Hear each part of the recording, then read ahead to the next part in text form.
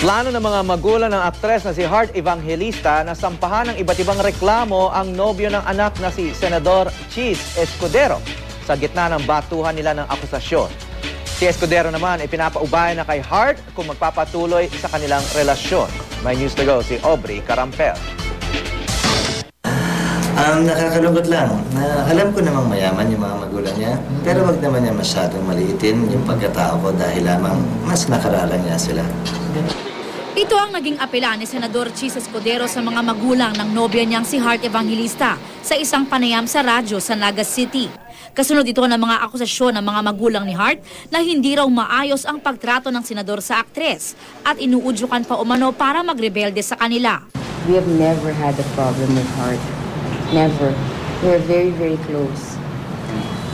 And it's just that this Mr. Escudero, I guess, has some kind of power that he can totally manipulate. You tell someone so naive and so, I will become the next president. I've been promised a pledge of a billion and billion and hello, yung anak ko naman, di syempre naman, hello. Ang mahal na mahal ko siya, masakit para sa kanya at saka nahihirapan siya sa nangyayari ngayon. Nakakalungkot na kailangan mangyari to. Ayon kay Escudero, apektado rin daw ang kanyang pamilya sa kontrobersya. Pero kahit naman ano pa ang sabihin ng iba, na kay Heart pa rin daw ang huling pasya. Iisa lamang naman ang dahilan, rason at tulong-tulong. Gusto nila kami pag-iwalayan. May sarili siyang pag-iisip at isipan. Sana kung naman ang maging pasya na galangin natin lahat. Hindi ako. Ang mga magulang ni Heart labis umanong nasasaktan lalo na raw nang mag-text si Heart sa kanyang amang may karamdaman na ikinasama pa raw ng loob nito. Heart, your dad does not deserve this. You've done all these things to me, but your father does not deserve this. No, he does not.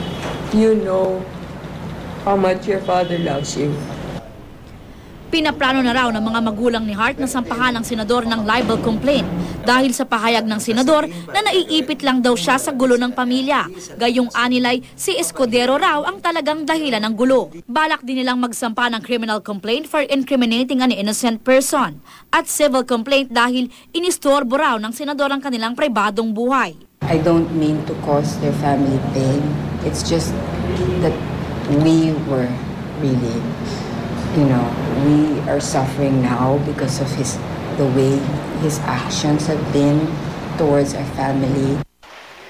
Wala pang bagong pahayag si Heart sa media.